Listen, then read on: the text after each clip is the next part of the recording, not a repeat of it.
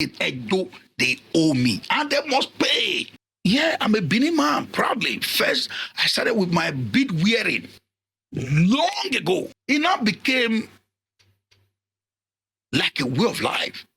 Whenever they want to present prostitutes, they'll go find it to and call out. I know that used to hurt me. So why? And I said, okay, I'm a lone voice, but I have to reciprocate. So great characters in my film that I have power over, I give them the BENIN names. To the glory of God, we made our mark. In Nigeria, they owe me, and Nigeria must pay me.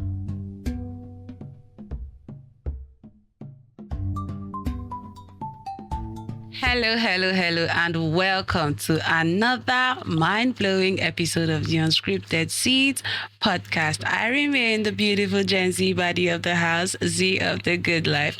And as I always say, if I am alone, go and ask questions. Of course, right by my side, I have the beautiful Ankara queen. It's giving Ankara body. It's really giving Ankara body. It's a blend of both. You look nice. Hello. I have with me Debby Billions, the odogwu wife of the house. Look, I know you missed me. See, I missed you too. I'll still say it again. These people have refused to give me the secrets of looking nice. They have refused to share the secret. But don't worry, I'll find out. And when I find out, I'll share it to you guys. I will steal the secret formula and I'll share it with you guys.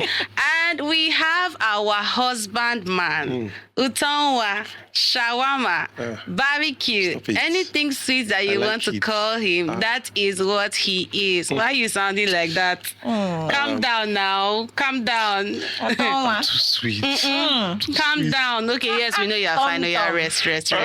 We have with us Edafe the Mouthpiece. Greetings, my people. How you doing, though? I'm good. You look amazing. Oh, thank you. And you look beautiful too. You say this all the time. But it's okay. We want to thank our amazing sponsors for making this show everly possible. We want to thank Ico Gas, our restaurant, and Hades Glam, Bella Bellina, and Just Liquor Stores. We say thank you to these amazing brands. And if you know you want to keep seeing us on your screens, the only thing you can do is to just rush and patronize these amazing brands, and we can assure you of the best services. Okay? And so today I am excited because we are not alone. Today we are not alone. Can I have a drum roll, please? Please give me a drum roll, because today we are sitting with a legend himself. With a veteran filmmaker. I would say the person who, growing up, when I saw his name on the movie, I'm like, this film goes sweet. This film goes sweet. This film goes tough. You don't understand? We were looking forward to seeing that name on our screen. Once you just see produced by, it's okay, yes. This film, we go watch part 1, part 2, part 3, part 4. We go watch everything finish. Today, we are sitting with, he's not just all of these things. He is the co-founder of the BENIN Film School. This one I am very, very, very, very happy about. We call him the governor himself. Today we are sitting with Mr. Lancelot Odua Imasuen. Welcome to the Unscripted Seat podcast, sir. Thank you.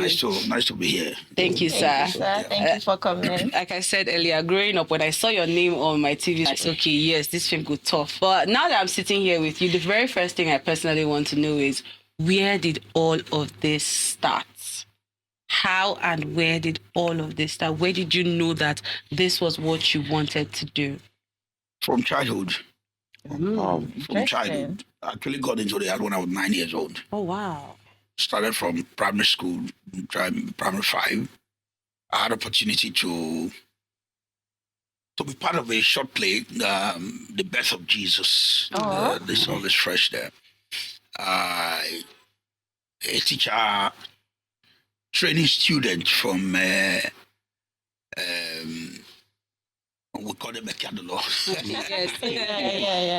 From Ekadolo was my was my Bible knowledge teacher, and we needed to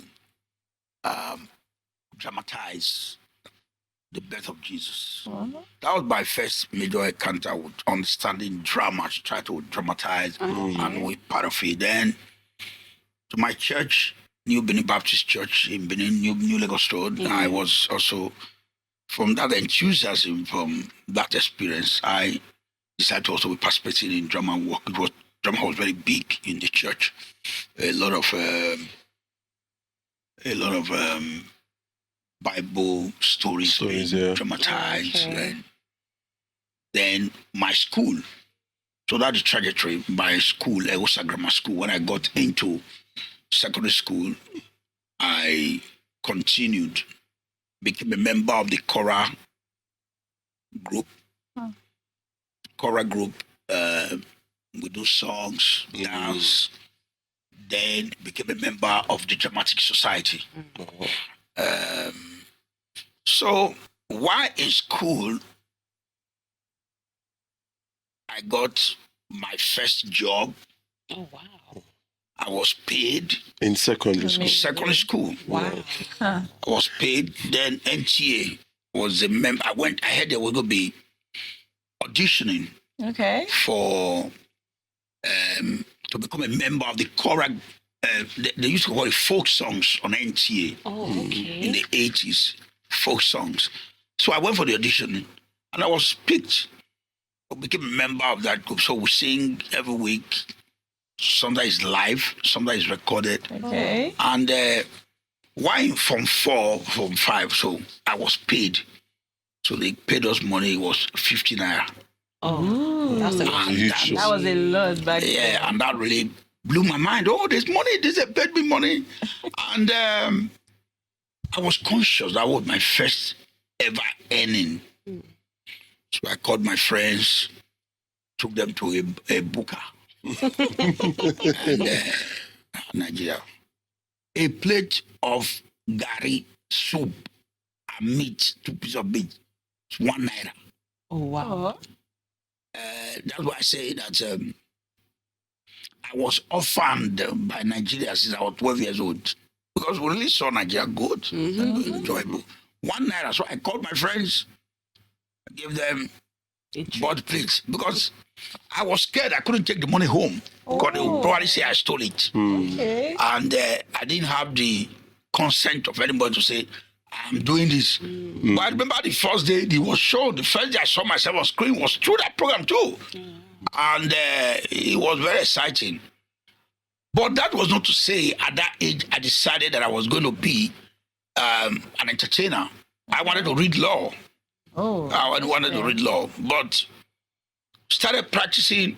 We were in youth scene, youth rendezvous, folk songs. There was a radio program in Benin. So that when government is failing, you should know. These programs, government were funding them. Yes. And they were creating opportunities for people. True. There was a program called the Variety Time.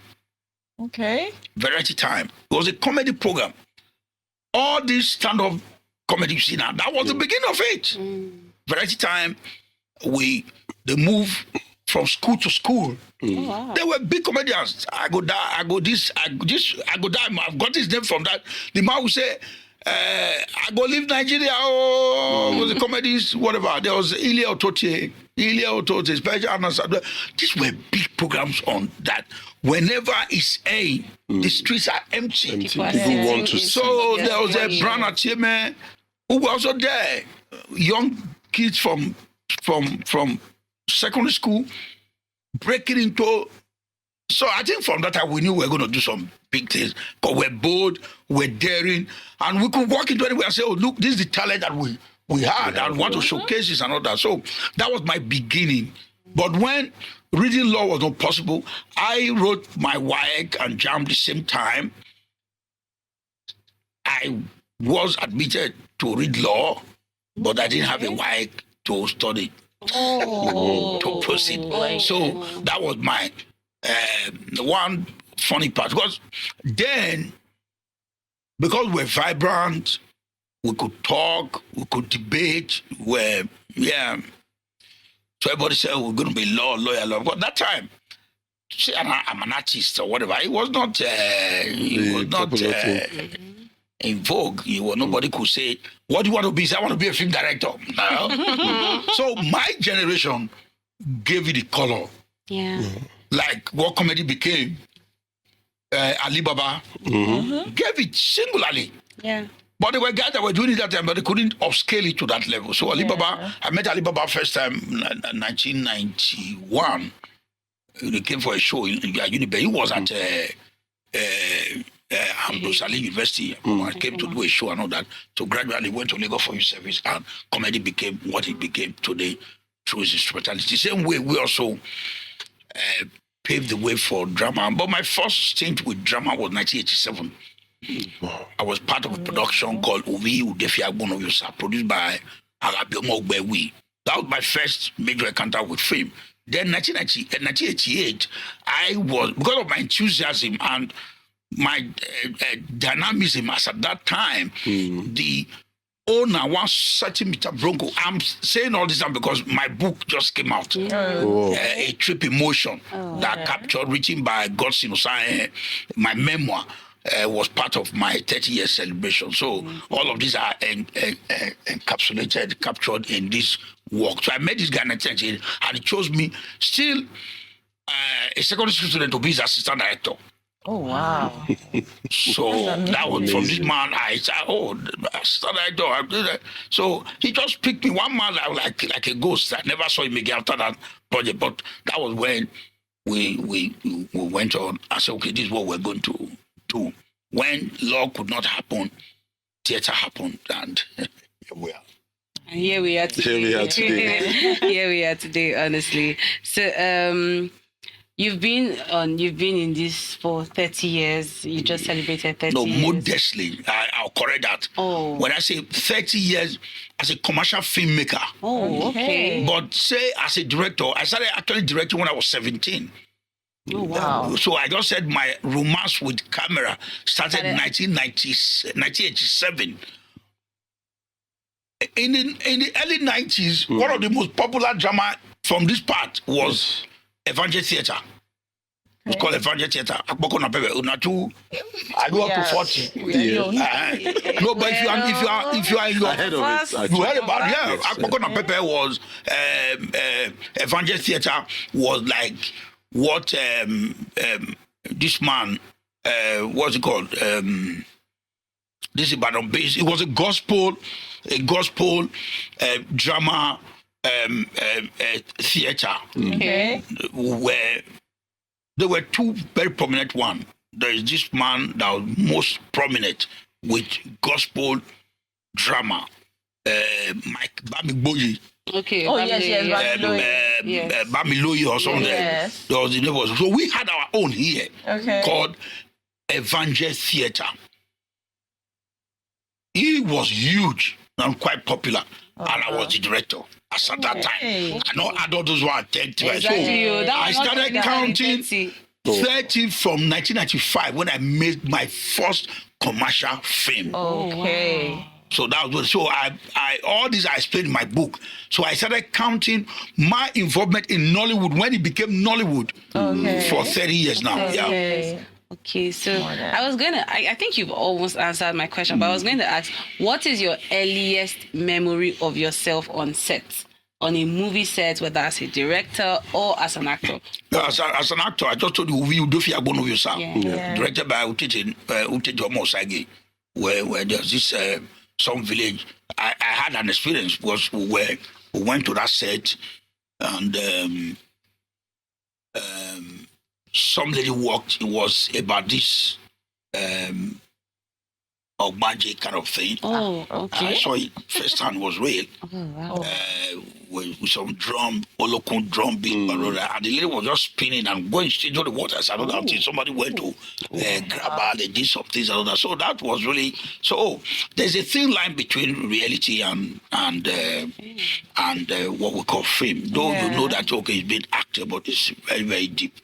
So that was my first. Then I was part of NTA. There was this children thing they used to do. You supposed to know that one. There was these children's regular parties. No, there's this children. They will wear wear all these animals. It was a storytelling. Tales by Moonlight. Exactly. Oh yes, I know. I was part of Tales by Moonlight. Oh wow. Amazing. I was part of Tales by because then government. No, government. No. Until government is got it right, nothing will be right in Nigeria.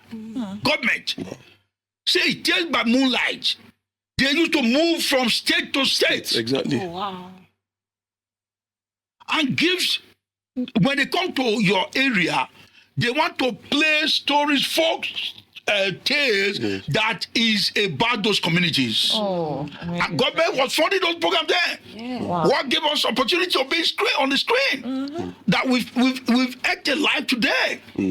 But those things are no longer there. Failure of government. When government was funding television and broadcasting, government. Government. GG, God and government. God, they do your but African government. They know they do their own. So government, Tales by Moonlight, they moved. When they came to Benin, NTA, they called for audition and we went. Of course, your selling were taken. You can imagine from our locality, our faces are going to be on it. Though you don't see us, because we're going to wear tortoise, wear animal, and all that. But the fulfillment That you had. that from Benin, we were on network. Because they record here, you met network. There are persons I met then. That when I now got to NTA, because I now worked with NTA when I got to Lagos. Oh, okay. That experience opened me up. We could do a book on this. Government and its failures. How government killed dreams. How government stops opportunity. Because government is supposed to create opportunities and spread growth and development. Yeah. So that when I left and I went to Benin, I went to Lagos, the memory of those. So I went to look for the men that came to Benin. Oh wow. That was how I started working in NTA. That's how I started working in NTA. So 1994, I was in NTA to 1996. It was why in NTA that I got my first directing job as a filmmaker that enlisted me into Nollywood. Exactly. So now, to the big movie, Isakaba, that shaped the entire era. Nigerian movie, Nollywood. So what actually inspired you, the original story of the movie Isakaba? Isakaba, it wasn't my idea. Okay. It wasn't my idea. Some guy of blessed memory, Chukwuka Emelion, was my producer with some guy called, we call him Moscow. Okay. Now, we just finished a project. The first project I did, then majorly I was a director on hire. Okay. Say director on hire, people queue up to say, oh, Lancelot is going to direct my film. Lancelot is going to direct my film because of our dexterity and the fact that we're going to share the story and get the best out of it. So my works were always very, very entertaining and were succeeding commercially. So this guy called me. We just finished Last Burial. Yes. So I cannot divulge Last Burial from Isakaba. Okay. So we just finished Last Burial. He came out, was doing very well. Then the guy called me that there's something that's happening in the East. Oh, Okay. okay. There's something. Isakaba was a product of a true life story. Yes. Yeah. The first true epic in Hollywood. Say, oh, there's this thing that's happening in Aba, Onitsha. Some guys now wanted to say they are going to. Funnily, I've just been called. I'm going to be delivering a key note on using film to promote security, Oh wow. narrating the Sakaba experience, which was what it was. These guys, some guys are looking for how to go about solving their security problem. We need to capture this, and it was happening. Oh, wow. So I said, oh, come to the house. He came to my house. We called persons. We did what we call script conference. I'm doing one today, script conference. Okay. So we came together. He narrated the story first time as he has heard it. So we now have to put in dramatic elements. Because every day people call me, so oh, please, one thing that happened to me, I want to make it to a film. I say, let me hear, we now narrate the story. I say, oh, your story is very, very pathetic, but it's not, it's very interesting, but it's not dramatic. Can imagine. Your story may be very thrilling to you, but it's not dramatic. It doesn't have dramatic elements. That's so my husband beat me. This was like that. So this story came out, I wanted to flesh it up, and it now became, it was titled My Town. Oh. Happenstances in My Town. So Isakaba was titled My Town. Okay.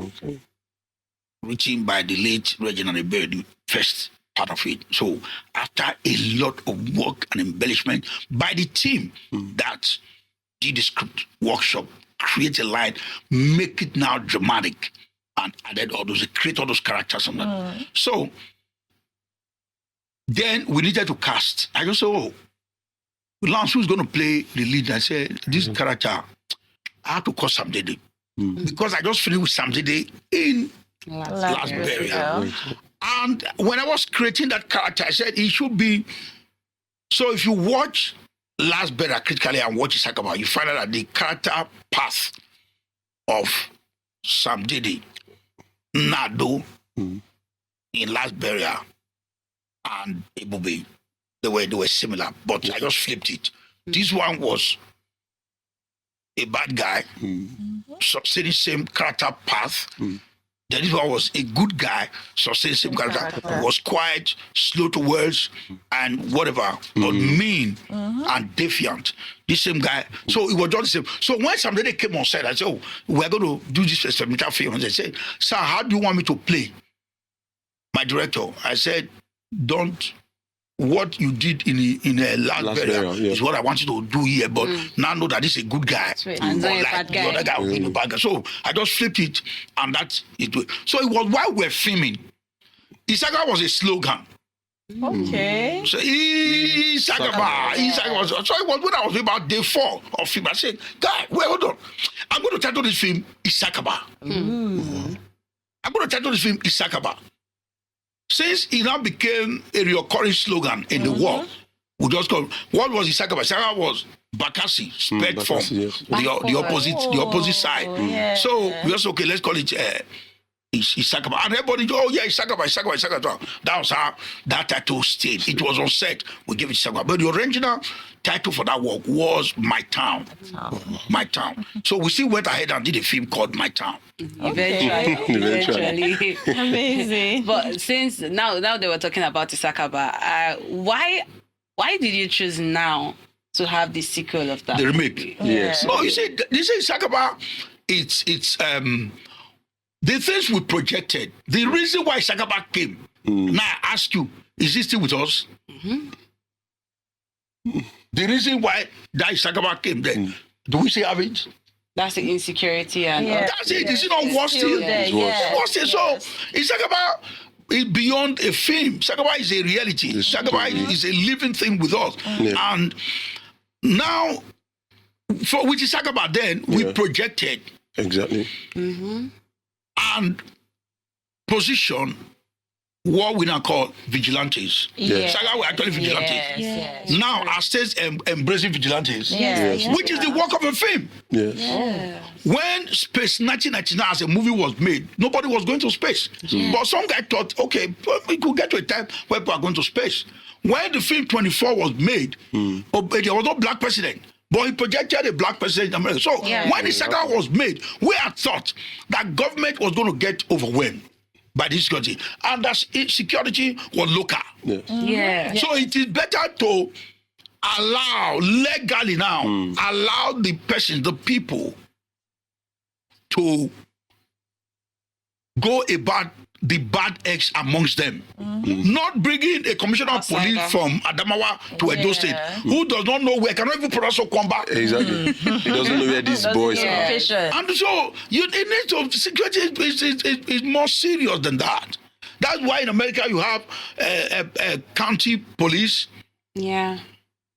You have state police. Federal police. You have the federal police. You have all of these. Different states, they have their own police. And they have security for the federal and federal controls. There's security that the state controls. There are security that the local government controls. Even areas. Yes, true. So that was the security architecture of Nigeria, if it's redesigned. To not say there are local vigilantes that takes care of their neighborhood. That knows the neighborhood. They know their neighborhood. They know the nooks and crannies. Yes. When a guy pulls up, say, guy, hey, go to block. Exactly. Block mode. We used to do that when we were younger. Say, oh, the guy run past there. Call the guys where they mode. Mode and block mode. They will catch them. Yes. Because they know the terrain. Familiar. That was why the film was first made then. People deploying self-help as a result of the failure of government to provide security. Yeah. Now, when the idea was touted again that, oh, somebody said with us, okay, let's talk about return. Exactly. And it's on the list of everybody. Let's talk about return. Everyone is expecting. And the deployment, whatever they are doing, police do investigation, it's talk about your touch with cutlass. Blood show. And don't say, okay, this guy commit. Did you commit? Say, no, I not commit. Are you? They bring out the necklace of truth. Of truth, they put it around the neck. The guards, all of them don't put hand. Maybe sometimes all those things need to be deployed to keep our society stable. So that answers your question. The need for us to look at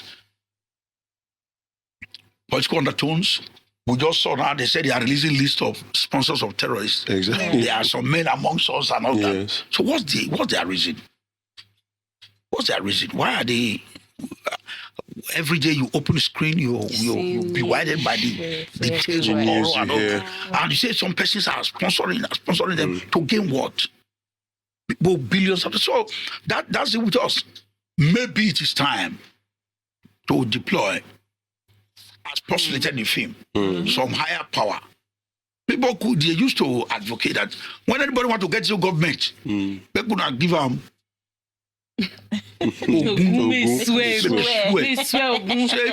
I chop money, that fear. That time when we were young, when you are coming from school, you see mango. You run, jump to the compound, pluck mango. But they just ordinary small, just take just small down there. Mango, all this to pass. Mango, I don't know why we had that.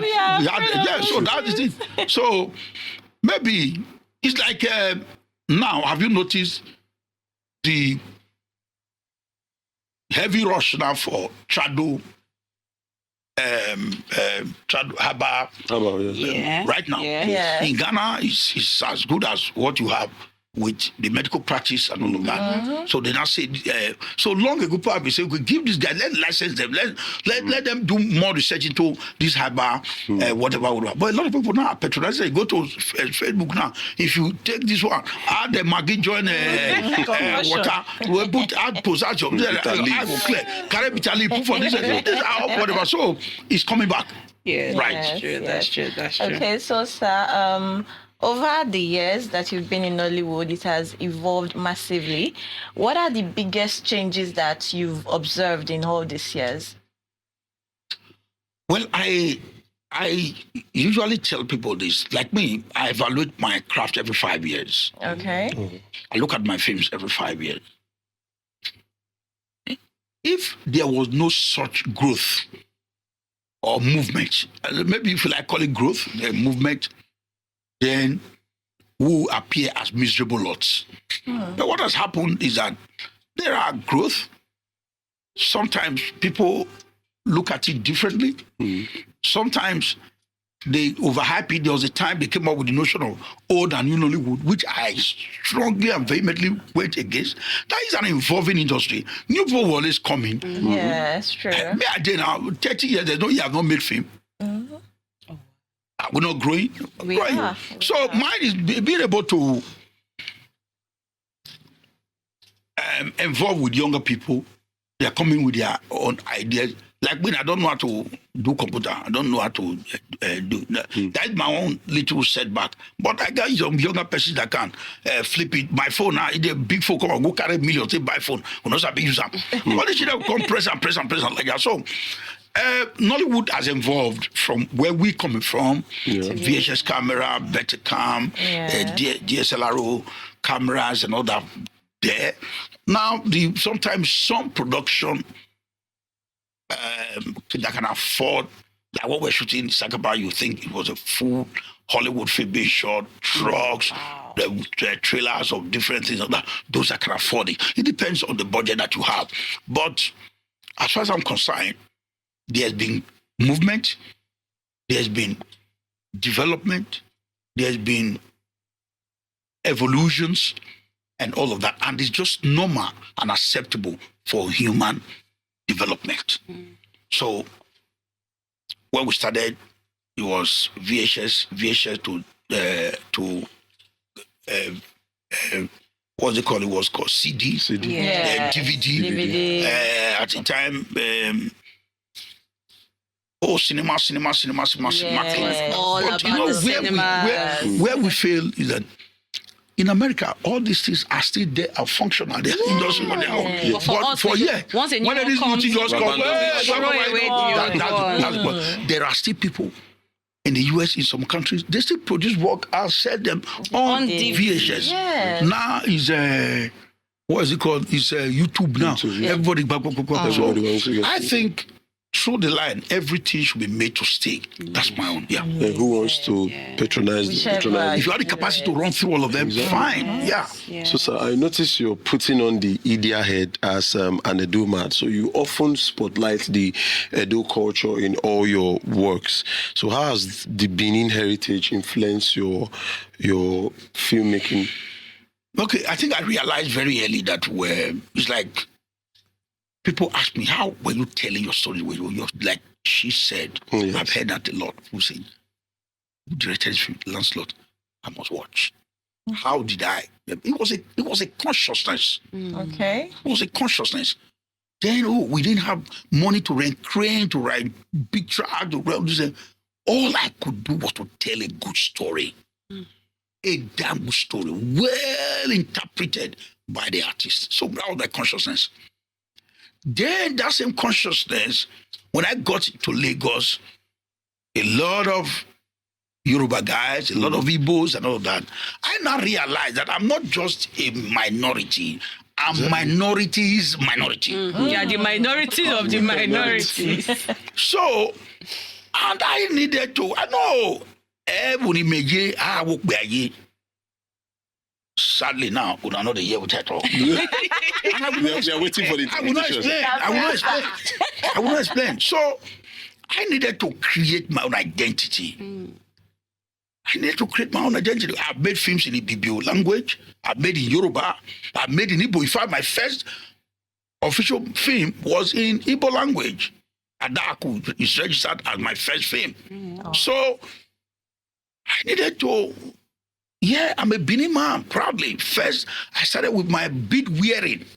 Long ago, I wear my bead as a cultural identity because I was proud of where I come from.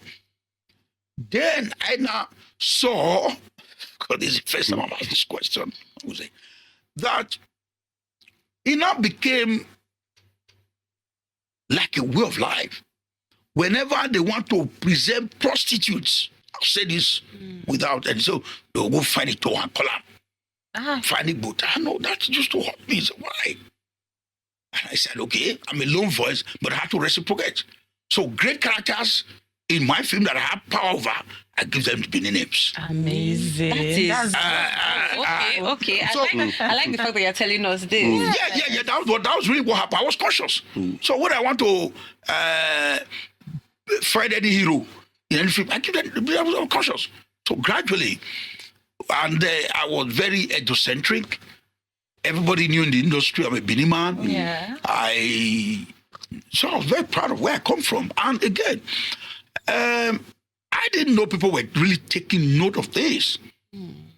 My egocentrism, deliberately and consciously, intentionally Edo, but those were not funding film. We were very few or non-existent. So you cannot be carrying Buma money content for support your own whatever. So, but in my own little way, I was just throwing in my Edo thing through the industry. God control that. Now, BENIN. So when I also started having productions that are mine, at this while, Took up the industry. Because you have power over that one. Everywhere. I discovered they love it. People love the Edo culture. And it's beyond boundaries. Yeah. I launched the Celebrating and Sustaining Edo Language Initiative, which was deliberate to make clean, high-quality Edo language movies. Because people were also, you go to Lagos. The one what I do here, do the clear. Go there. I say, okay. It's not about clear. Now, money where they take cook soup. Determine the taste and the obstacles where go there inside. So I was conscious of that. I started coming to make Edo language. So I came there. I made Ugiogbe. I made the first work I came to produce here was Aziba. Edo background story. It was on Kingship. I brought then 1999. I brought Olu Jacob. Yeah. I brought the late Rachel Oniga. I brought Kanayo. I brought one of our biggest famous stars then, Rita Nzelu. Yeah. I brought them to BENIN. 1999. They came to this town too. Yeah. So it was the first time everybody was like so.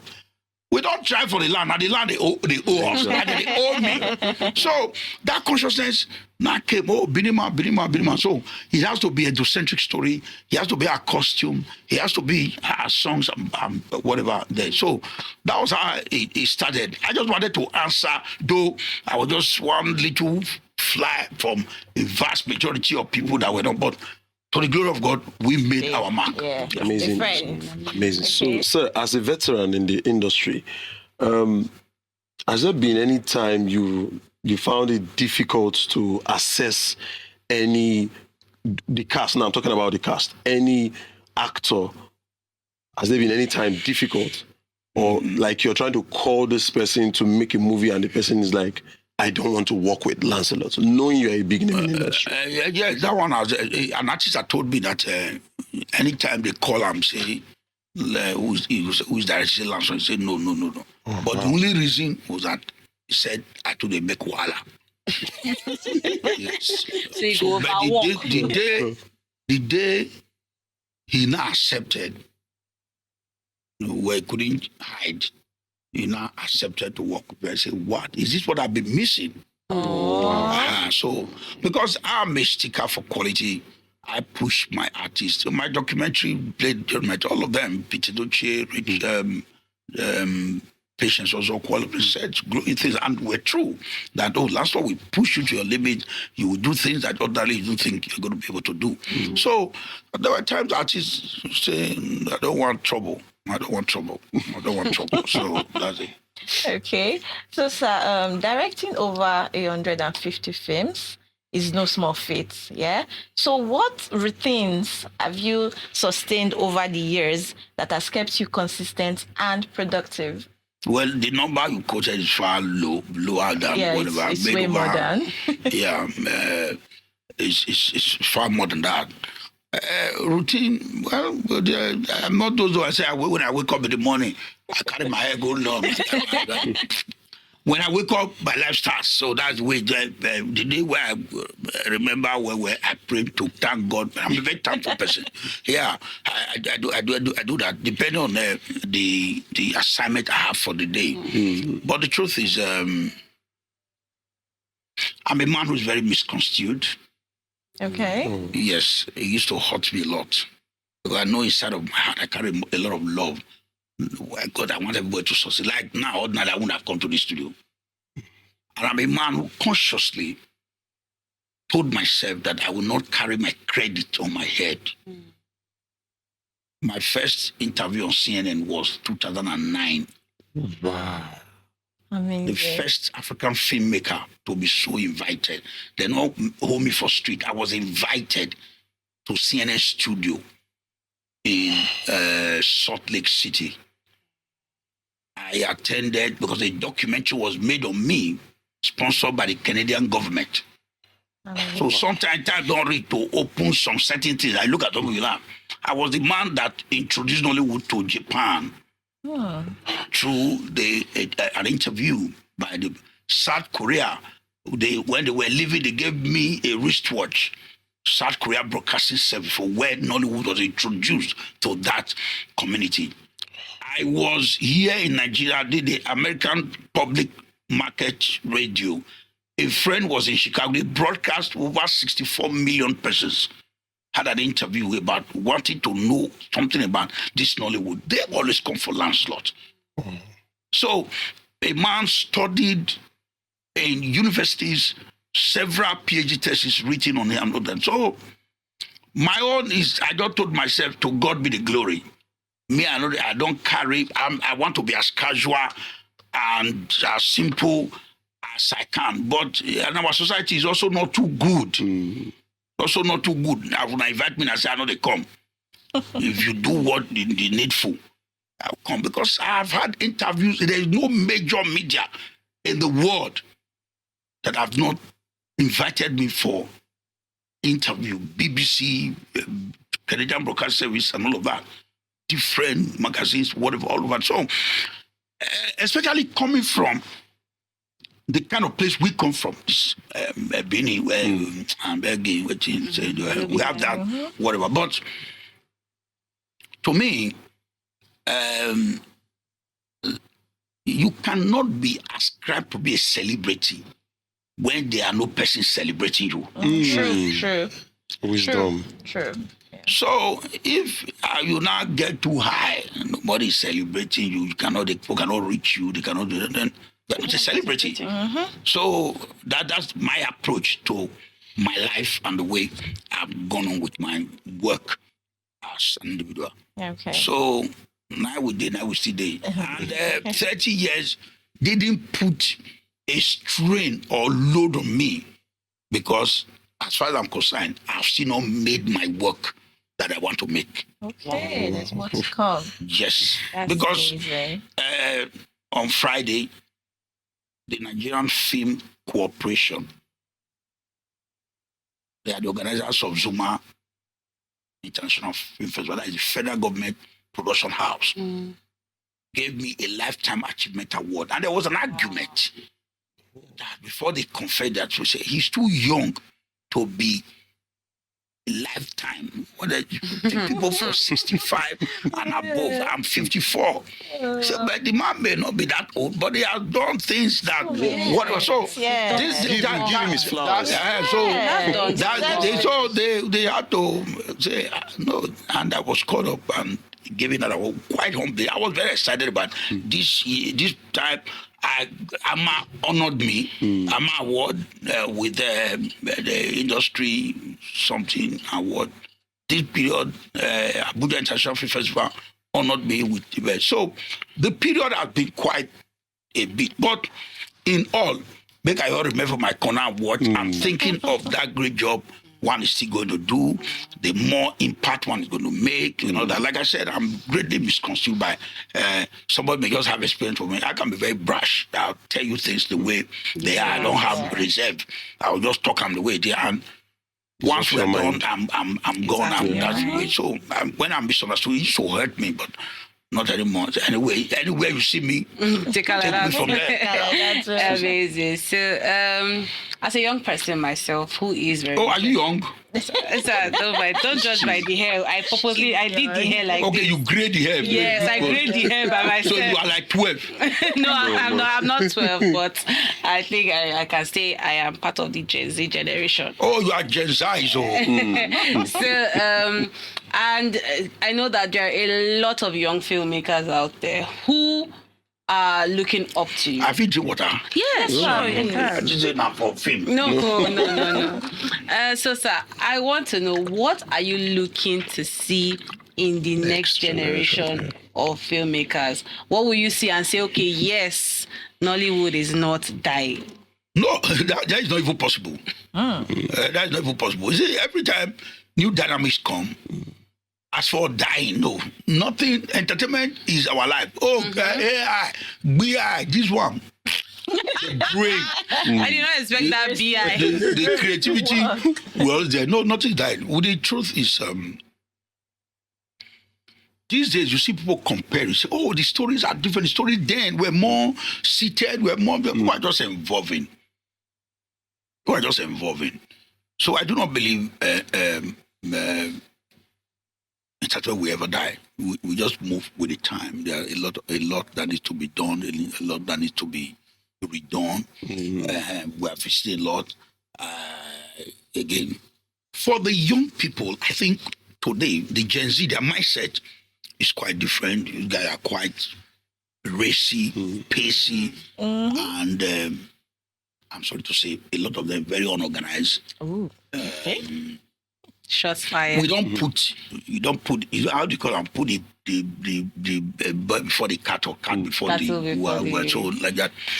So I think people should not mix up determination and desperation.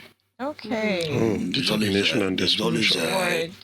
There's always a conflict. I tell young people whenever I had a lot of talk because I'm the founder of the International Student Film Festival. So I meet with young people. I'm really actually grouping a huge college of young people, young filmmakers. So at one point, we meet them at their own spot and also let them know what they can get from here. Then we move. I work a lot with young people. I understand their mind. I follow them. I teach them respect, regard. Like I told them, this period I've had a masterclass with BIU student, mass communication. I was at Imo State University where we had the International Student Film Festival. I just revived the dramatic and film societies in secondary schools in Edo State. Part of my 30 years anniversary, I didn't do any party. Everything was about service to humanity. So we're catching them young. School, they have their own people. So we're trying to see how they connect so that there's no, because there seems to be so much disconnect. It should be a life of batting. You run, get close, give to like that. So it's not against between us and them. We are not against each other. So life has to be.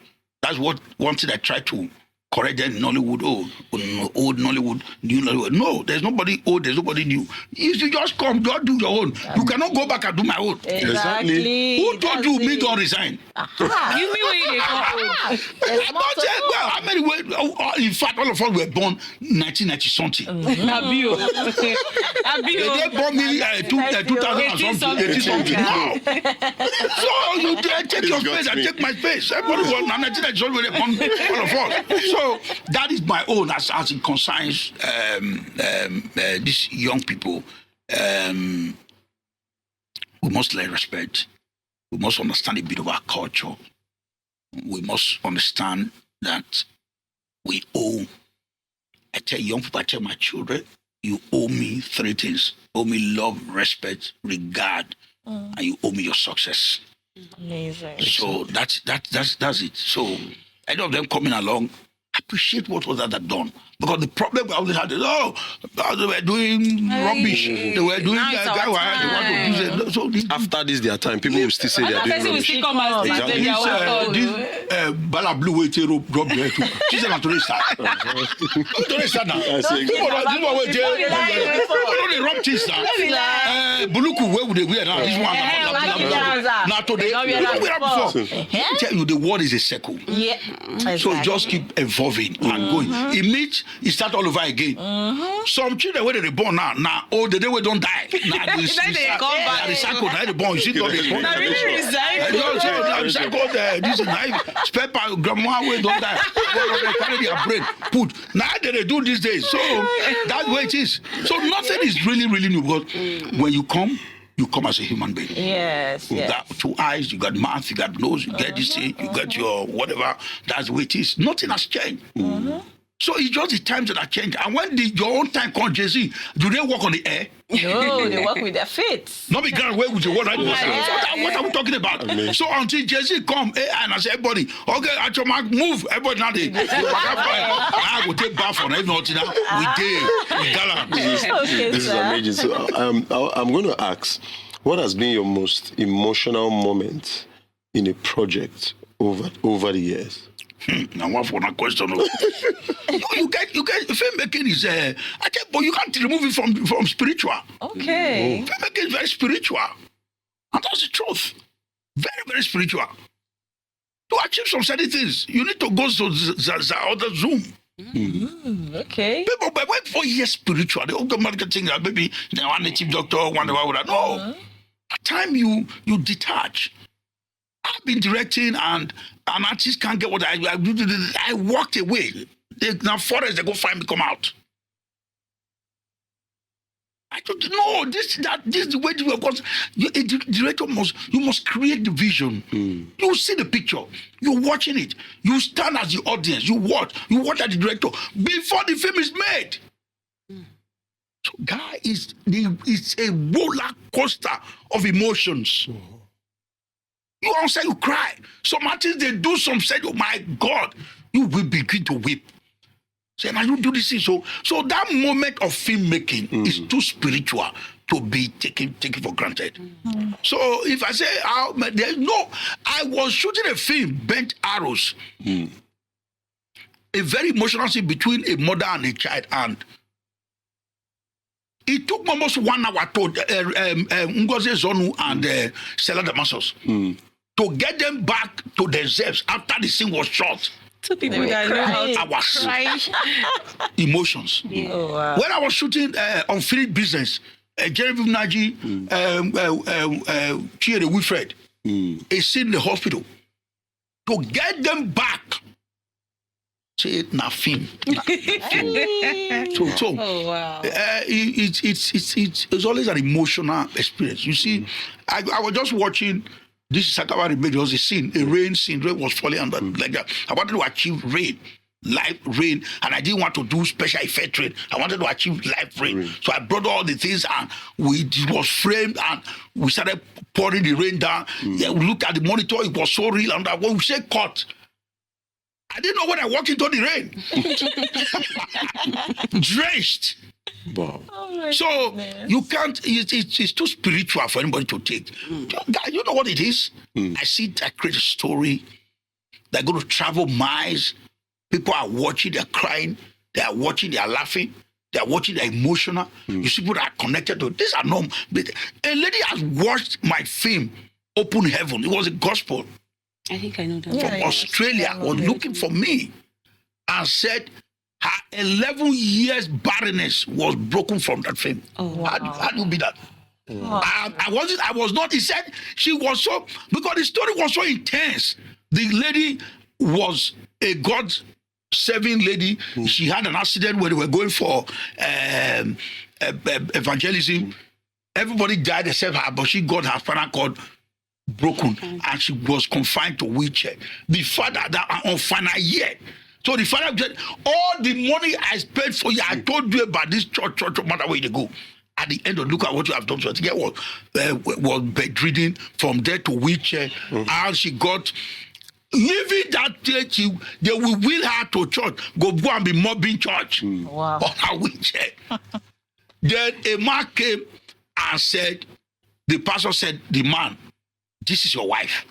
And the man say, God, you know they do. We can arrangement with this one. How? Which kind of arrangement with this one? I beg, talk another thing. I don't live in Nigeria, I live abroad. They don't see uncle, see auntie where they follow person. Mama, how? He said, this is your wife. This is your wife. How? The man left with anger, pressed and came back. Because the conviction was too heavy. He had to come and marry on the wheelchair. Nobody said, when a nocturne prayer after wedding. The pastor was blessing them. That was when the sky burst open and the Spirit of God descended on this lady and she got up on a wheelchair. That was the film a lady saw. I said, what? She said she went to hold the screen. 11 years of no child. She said that was how she conceived. Oh, wow. And I know they go social media now go to talk Carabaho. That's the power of motion picture. She said she was in Australia, contacted me. So when she said this was she said, how come? She forgot it was a film. And connected to it. So that is how emotional, spiritual the act of filmmaking can be. And I don't operate in such peripheral level. I operate very, very high when we get on set. So if I'm not imbued into it, I will not do it. So we say, if the quality is not on it, my name can never be on it. Amazing. Perfect. This has actually been very, very, very insightful. So to tie things together, to just maybe put things together. Filmmaking, Nollywood, in fact, being a creative generally, the creative industry is one that is riddled with burnout. It is very easy to burn out. People are, even young people are crashing out daily. What has kept you going this far? I will not say 30 years anymore because from this timeline, I'm saying that it's way longer than 30 years. Exactly. But what is there any philosophy? Is there any mindset? Anything that has kept you going this far? I think it's a very beautiful, I don't know. Yeah, Lancelot, what has kept you there? I think passion. Okay. I think passion, the grace of God, number one, passion, and a clear-cut understanding. Like now, I keep telling people, I say, Nigeria, they owe me, and Nigeria must pay me. Okay. I say, Edo, and I'm saying it again, Edo, they owe me, and they must pay. I will not labor in vain. So until they bring the payment, I dey and such relevantly, not just platonically. Whatever, that's why I say, do not confuse determination for desperation. Or confuse desperation for determination. You hardly can see it. There's a thin line, like I tell you, there's a thin line between love and hate. You hardly can say it. That you are being desperate. It's not determination. Because desperation is that anyhow I make you do as fast. Maybe just shall do one. But determination is that I have to get there. So our slogans, when we say if the quality is not on it, our name can never be on it. It was an intentional, deliberate, calculated statement. Then we say we are reeling for change. Reel, R-O-E-I-N-G, reeling for change. So we mean what we say. I was telling my staff this morning, I said, you know what? I do not say what I don't want to do.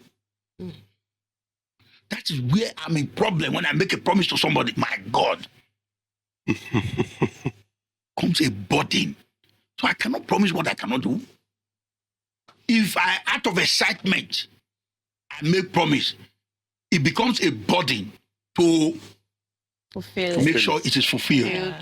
So I think this is the state power. We are conscious. I look around our society. Since this is in Benin, I'm calling on government. Can we begin to organize the society? I think that's what we need. The drivers on the road, those walking by road, can people just get together? How can a line of vehicles are coming? Some might just come from another. What got into their mind? So consciously, yes, you begin to wonder. We must begin, yes, and government must be intentional. Government, there's too much disorganization. Government must be intentional about realigning the society, and it has to do with the mind. Yes. It has to do. Some men came that I said war against indiscipline. They met it. This you don't need to carry a whip and all that, but consciously, government must take over the space, and they themselves leading by example. Exactly. So we need some organization here, because the difference between here and abroad, not the inside house, not the society. Yes, sir. Because their society is organized. You know, say this is boss lane. You cross up, nobody will come find you. Nobody will stop you. You hear why? They don't stamp your motto. Yes, sir. Where you don't sleep, forget. You now get a mail. Say, guy, these days they attach your photo. Take them from inside, show you the passenger, show you back, show all of them. Say the fine is 75 pounds. And you will pay with this so and so person, or it becomes 100. Pay with this so and so person, or it becomes 150. Pay because that is what differentiates that society and us. So I think we need to be more intentional. Intentionality has taken me thus far, and that's what's still keeping me here. Amazing. Honestly, it has been an amazing time here in the studio with the legend, the veteran himself, the governor himself. This has actually been an amazing time here in the studio with myself, Z of the Good Life, and the beautiful Debby Billions and Edafe the Mouthpiece. And we want to thank our amazing sponsors once again, Ico Gas, who are our restaurant, and Ladies Glam, Bella Bellina, and Just Liquor Stores. We say thank you to these amazing brands. And so from we, the amazing trio, and our amazing guest today, Mr. Lancelot Imasuen, we say bye.